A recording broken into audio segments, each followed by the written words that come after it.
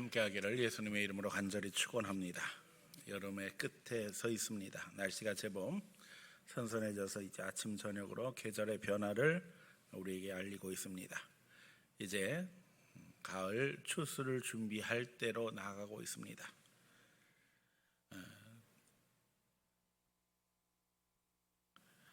더워서 지치기에 조금 더 여유를 갖기 원해서 여름 휴가를 다녀오셨을 것이고, 또 그 가운데 휴가를 다녀오면서 피로가 풀리기를 원했지만 사실은 누적된 피로와 스트레스가 쉽게 풀리지 않는 것이 우리의 현실입니다.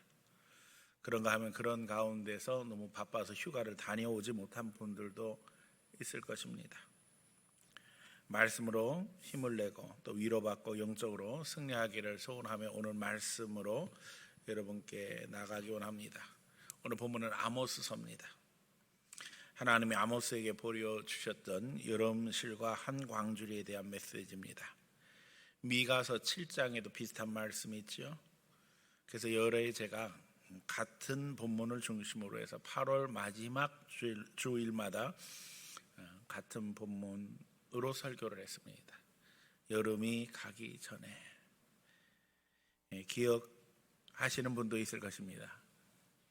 이제 여름을 정리하고 가을을 준비하면서 정신 차려야 되기 때문에 하나님 앞에 영적으로 점검하는 시간을 갖기 위해서 해마다 같은 말씀을 증거하고 있는데 기억하시는지 모르겠어요. 오늘 다시 한번 우리의 마음을 점검하면서 하나님 앞에 다시 한번 힘을 내고 또 가을에 영적 추수를 할 수 있는 성도들 되시기를 축원합니다. 오늘 본문의 아모스는 북이스라엘에서 사역하던 하나님의 종입니다. 특별히 그가 사역하던 시대는 여로보암 2세 시절인데 이 시절은 북이스라엘 역사에서 가장 풍요로워서 거의 솔로몬의 시대에 견줄 만한 그런 풍요로움이 있었음을 역사학자들이 이야기하고 있습니다. 하지만 이런 풍요로움 속에서 사회적으로 인권은 유린되고 불신앙이 팽배한 시대였습니다. 미가서 말씀도 사실은 비슷한 내용입니다. 남유대를 배경으로 하고 있지만 물질적인 풍요로움에 빠져서 기울어져가는 민족의 운명을 알지 못한 채 하나님 앞에 바로 서지 못하는 내용이 똑같습니다. 그래서 하나님은 여름실과 한광주리를 보여주시면서 시대들을 분별해야 할 것을 말씀하고 계십니다. 우리도 여름이 가기 전에 다시 한번 여름과일 한광주리 환상을 보기 원하며 이제 말씀 속에서 우리 신앙을 점검하기 원합니다. 여름이 가기 전에라는 제목으로 말씀 증거할 때 여러분의 영의 눈이 열리고 시대를 분별하며 그 가운데서 하나님 앞에 인도하심 받을 수 있는 성도들 되시기를 축원합니다. 첫 번째는 여름실과의 한계를 깨닫자는 겁니다. 여름의 더위 속에 여름과일은 풍부한 수분과 함께 갈증을 풀어주는 역할을 하게 됩니다. 그래서 여름에는 과일이 많지요. 여름에 맺히는 과일들이 많이 있습니다. 하지만 우리가 잘 아는 것처럼 저장하는 데는 한계가 있습니다. 보기에 아름답고 맛도 있지만 쉽게 상하고 부패함으로 때를 놓치면 금세 먹지 못하는 그런 상황이 되고 맙니다. 이 여름 과일은 세상이 주는 풍요를 상징합니다. 저는 여기서 우리 시대를 보기 원합니다. 여로보암 시대와 우리 시대가 비슷한 것이 너무나도 많다는 겁니다. 오늘 우리는 풍요 시대에 살아가고 있습니다. 경제 성장과 함께 사회보장 제도도 확대되고 있습니다. 우리가 아는 것처럼 우리 대한민국은 폐허 속에서 한강의 기적이라고 하는 큰 성장을 만들었습니다. 흔히 얘기합니다. 세계 10대 경제 대국이 되었다. 또 수출입 규모로 따지자면 세계 5위 수준에 지금 근접해 있습니다. 군사적으로 문화적으로 강대국이 되었음을 누구도 부인할 수 없는 것이 사실이 되었습니다. 더 나아가서 누리는 것으로 하면 세계 1위 수준이죠. 먹고 입고 생활하는 모든 것들이 세계 어떤 나라보다도 더 풍요로운 가운데 살아가고 있습니다. 큰 집, 큰 차, 외식 문화, 입는 옷, 이런 모든 것들이 그야말로 세계에서 가장 풍요로운 국가임을 드러내고 있어요. 하지만 이런 풍요 속에서도 사각지대는 해소되지 못하고 있다는 것을 우리는 너무나도 잘 알고 있습니다. 얼마 전에는 수원 세모녀 사건이 있었지요. 주민등록이 되어 있지 않아서 누구도 그런 일이 벌어질 것이라고 생각하지 못했다. 왜 주민등록은 안 했냐 그랬더니 빚쟁이들 쫓아다니는 게 무서워서 숨기느냐고 주민등록을 못하고 살았다는 거예요. 결국에는 세모녀가 극단적인 선택을 하고 말았습니다. 인간의 가치는 떨어져서 아모스 시대에는 사람이 신발 한 컬레의 값에 팔리는 상황이 되고 말았어요.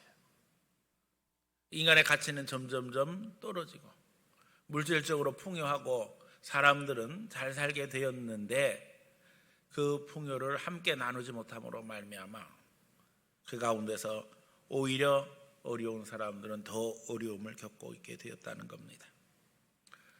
더욱이 우리는 북한의 상황을 생각하면 막막하기 그지없습니다. 도대체 어디서부터 해결되어야 되는가? 변화되지 않는 북한 당국자들의 자세, 그런 가운데 경제 상황은 점점점 어려워지고 있지요. 올해 수해에 북한은 엄청난 피해를 입었다고 합니다. 그래서 고난의 행군 시절에 버금가는 경제적 위기가 있다고 하고, 더더욱 우리가 아는 것처럼 코로나로 인해서 국경 봉쇄하고 이렇게 해가지고 지금 너무나도 어려운 상황인 것을 듣고 있습니다. 핵무기만 포기하면 될 것 같은데 핵무기를 포기하지 못하는 이유가 뭐겠어요? 그거 내려놓는 날에는 결국 김정은 정권이 무너진다는 것을 그들이 잘 알고 있기 때문에 그런 거예요. 이제 기댈 게 아무것도 없어요. 핵무기뿐이에요. 그냥 진짜 그거 끌어안고 죽을 때까지 버티자, 이런 생각인 것 같아요. 북한의 상황이 너무 안타까운데 더 심각한 것은 한국 경제의 침몰을 예견하는 수많은 이야기들이 나오고 있다는 거예요. 저는 벌써 거의 한 10년 전부터는 이야기한 것 같아요. 우리가 지금 점점 풍요로운 시대로 가고 있는데 위기가 오고 있다.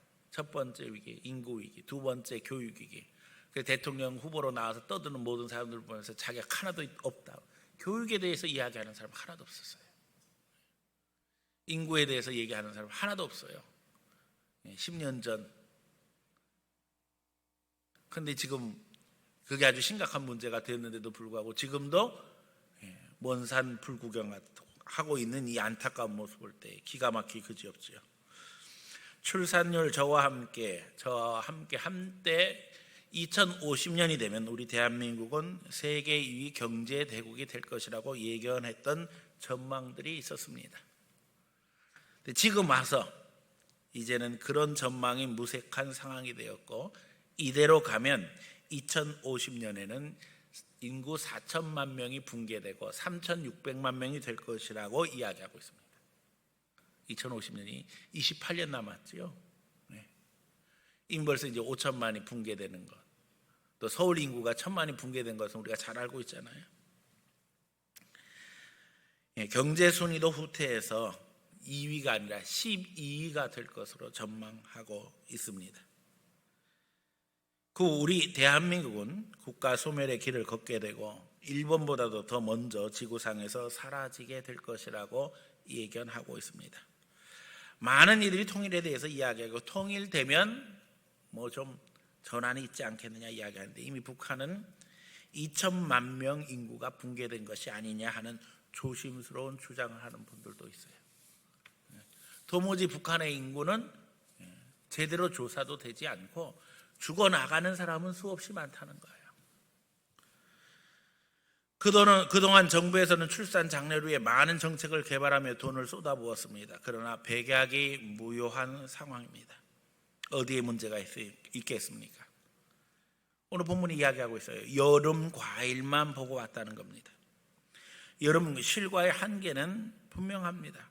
당장 먹고 마시고 누리는 것만 생각하다 보니 미래는 온데간데 없어지고 사람들은 점점 자기 중심이 되어 내가 가진 것을 나누고 베풀기보다는 지키기 위해서 발버둥 쳐야 하는 현실이 되고 말았습니다.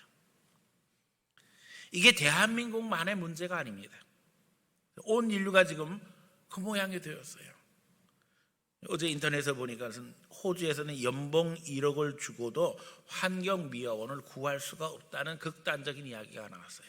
이유인즉슨 코로나로 인해서 출근할 수 없는 이들이 늘어나고 해외에서 유입되는 인력이 부족하기 때문에 이런 일이 벌어졌다는 거예요. 호주가 경제적으로 굉장히 풍요로운 나라지만 인구는 2,800만 분이 안 됩니다. 그러니까 인력이 부족한 거죠. 이제 3D 업종이 문제가 아니라 우리의 직장, 주택, 차, 그리고 문화적 주도권과 심지어는 정치적 결정권을 내어주어야 하는 시대가 점점 눈앞에 다가오고 있는 것이 우리 시대의 현실이 되고 말았습니다. 이미 유럽은 그런 상황으로 넘어가고 말았어요.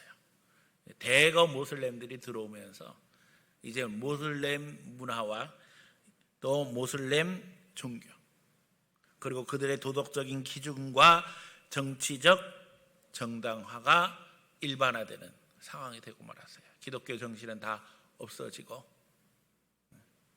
교회는 문을 닫고 오히려 교회가 모슬렘 사원으로 개조가 되는 일들이 벌어지고 있어요. 기가 막히게 그지없지요. 더 이상 3D 업종에서 외국인들이 근무하는 것이 아니라 이제는 사회의 주도층을 형성해서 내 자식, 내 손자가 그 밑에 가서 노동자로 일하는 시대로 바뀌고 있어요. 기가 막힌 일이에요. 어떻게 해야만 합니까? 두 번째, 그러기에 가을 열매를 준비해야 한다는 겁니다. 우리는 성경을 통해 늘 열매를 강조해야 했습니다. 그러나 여름 열매, 세상의 열매는 아니라는 겁니다. 가을의 열매와 같은 영적인 열매를 맺지 않으면 안 된다는 거예요. 가을 열매는 수확할까지 시간이 많이 걸립니다. 우리가 아는 것처럼 봄부터 시작해서 여름 내내 그리고 가을이 다 끝나야지만 수확할 수 있어요. 하지만 여름 열매는요, 50일, 60일 이 정도면은 꽃 피고 열매 맺어가지고 수확합니다. 가을 열매는 수확까지 많은 시간이 필요합니다. 하지만 수분이 적고 또 저장하기에 유리하기 때문에 추운 겨울 양식으로 사용되게 됩니다.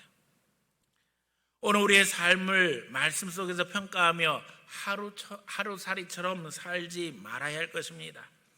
이제 가을 열매를 준비하는 하나님의 백성이 되어야 하며 가을에 마땅히 추수해야 할 것이 있고 이것으로 겨울을 날 수 있는, 준비할 수 있는 성도가 되어야만 합니다. 특별히 우리 그리스도인들은 영적인 존재라는 사실을 잊어버려서는 안 됩니다. 그러기에 눈에 보이는 것이 전부가 아니고 당장 지금이 전부가 아니라는 것을 깨달으며 하나님 나라를 바라보고 믿음으로 전진할 수 있어야 한다는 겁니다. 고대 현자들은 배부른 돼지 되지 말고 배고픈 소크라테스가 되라고 가르쳤지요. 하지만 현대인들은 배부른 소크라테스가 되고 싶습니다. 정신적으로도 풍요롭고 물질적으로도 풍요롭기를 원합니다. 하지만 소크라테스가 배가 불러지는 그 순간 졸게 될 것이고 눕게 될 것입니다.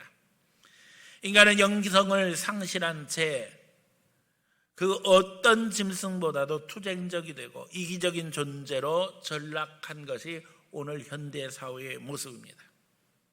겉으로는 풍요로운 것 같고 겉으로는 평화스러운 것 같고 겉으로는 배려심이 많은 것 같은데 사실은 모든 악하고 추한 것들을 감추고 그럴듯하게 살아가고 있지요.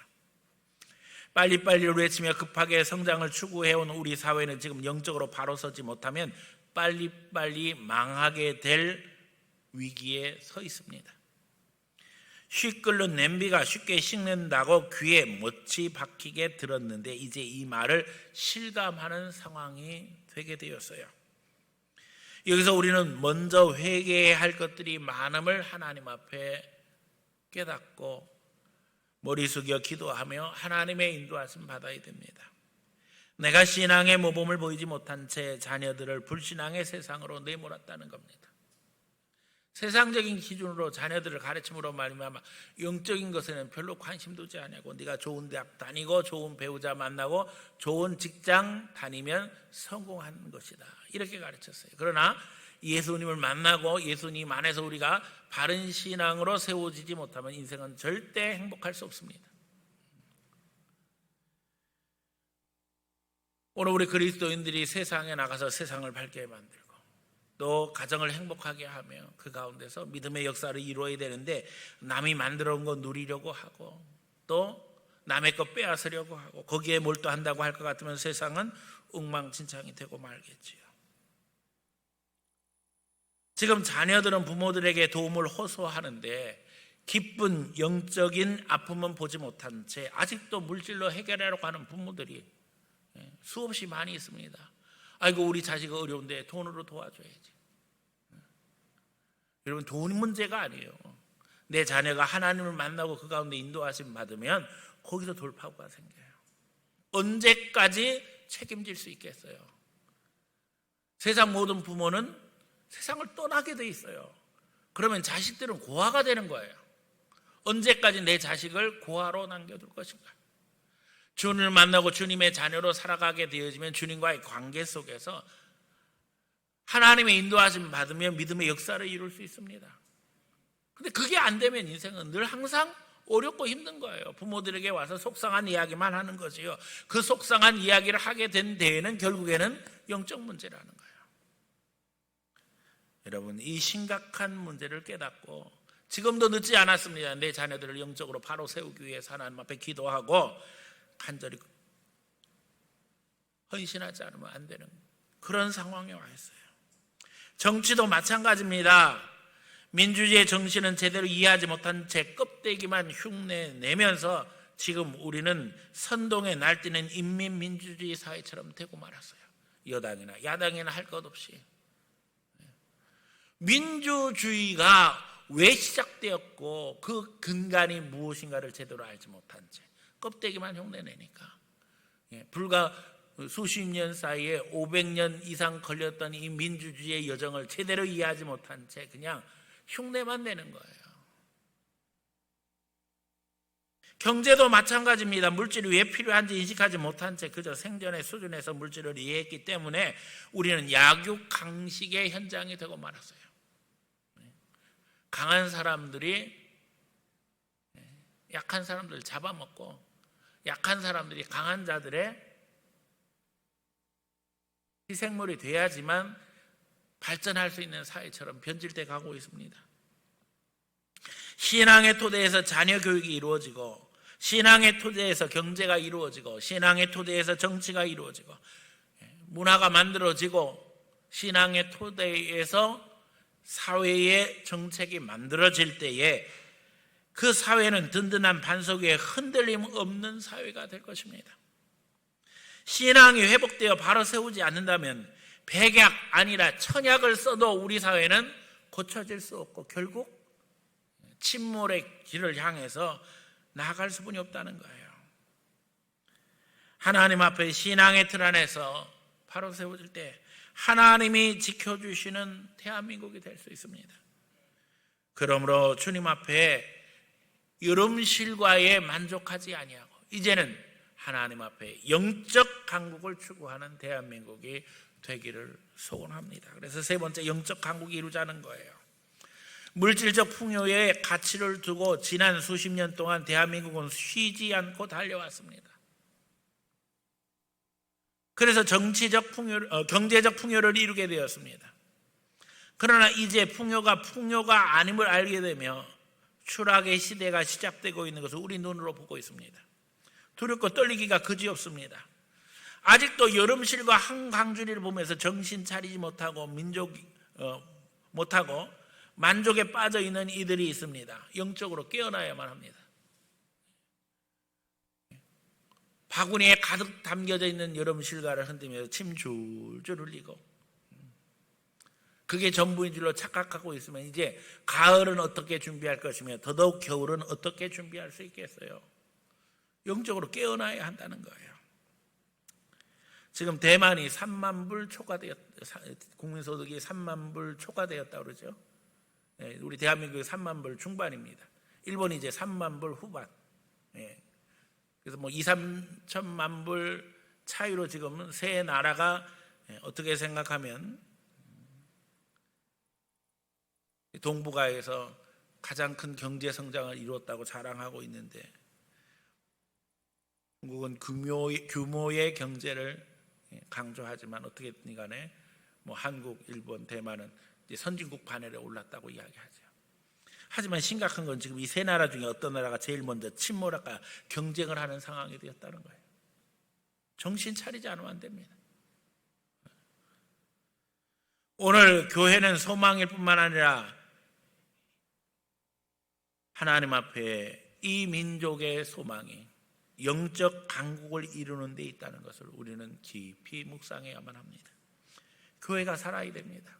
신앙이 살아나야만 합니다. 믿는 자들이 하나님 앞에 먼저 바로 세워져서 차원이 다른 삶의 모습을 보여주어야 하고, 또 그런 가운데 하나님의 역사하심을 우리가 증거해야만 합니다. 선교 국가의 비전이 태동하던 1970년대부터 오늘에 이르기까지 선교사역은 교회의 사명을 일깨우며 교인들이 세계를 품게 했습니다. 대한민국이 처음으로 선교사를 파송하기 시작한 게 1970년대예요. 제 기억으로는 서만수 선교사님이 처음 한국에서 선교사로 파송되었는데, 그때 진짜 어렵고 힘들 때였죠. 그런데 선교사를 파송하기 시작하면서 한국교회 교인들의 마음이 달라진 것은요, 세계를 품을 수 있는 민족이 되었다는 거예요. 기도할 때에 내 나라 내 민족만 위해서 기도하는 것이 아니라 다른 나라, 멀리 떨어져 있는 선교사님들 교회를 위해서, 또 성도들을 위해서 함께 기도할 수 있는 영적 강국으로의 길이 열렸다는 거예요. 한류라는 말이 있기도 전에 선교사들은 전 세계에 나가서 복음과 함께 대한민국을 전했습니다.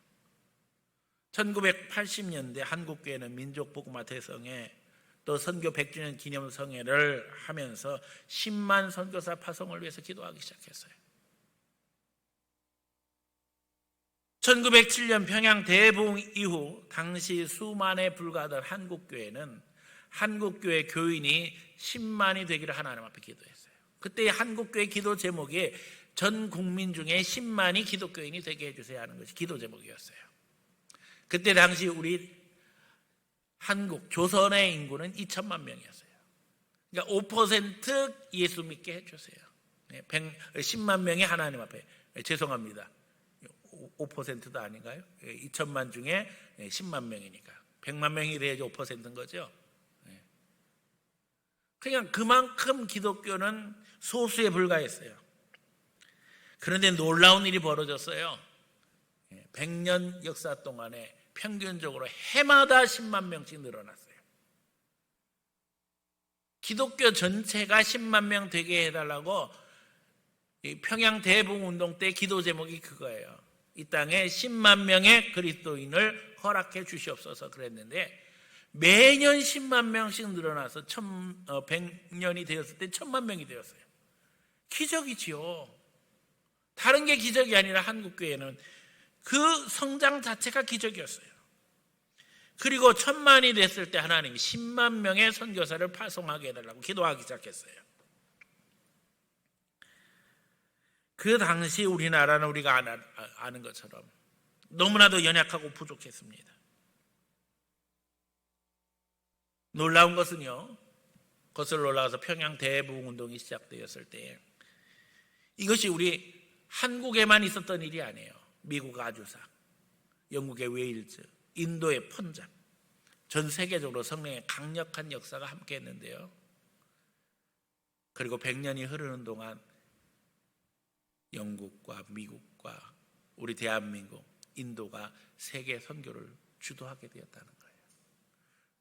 여러분, 인도의 기독교인 숫자가 인구 전체를 대비로 하면 얼마 되지 않지만 선교사 파송 숫자는 엄청납니다. 지금 14억이라고 그러죠, 인구가요. 하나님의 역사는 놀랍습니다. 이미 100년 전에 하나님은 다 계획하신 거예요. 성령의 바람을 불어서 이제 세계 선교를 앞으로 주도할 나라들을 세우셨어요. 그 당시 우리 나라는 변방의 식민지 국가였고 교인의 숫자도 미미했습니다.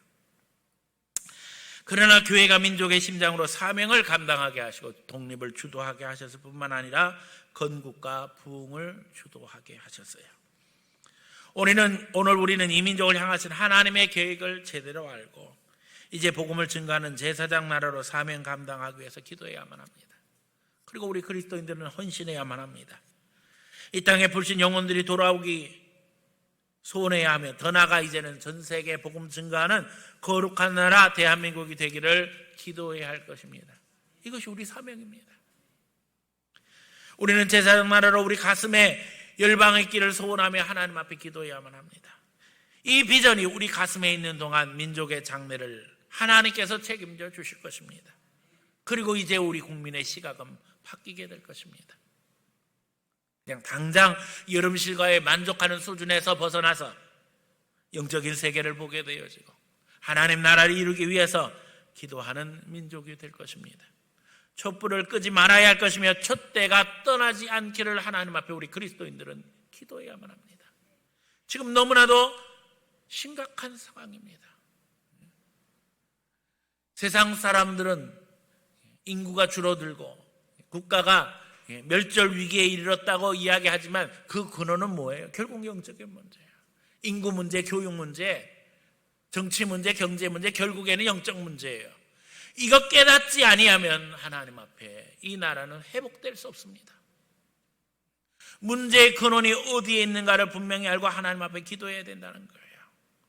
우리의 신앙이 우리의 생존에 머무르는 것이 아니라 하나님의 나라를 갈망하는 수준으로 올라갈 때 약속하신 대로 모든 것에 채움받으며 이제는 은혜로운 백성으로 세계의 영적 역사를 주도하는 가운데 하나님의 영광 드러내게 될 것이라는 겁니다.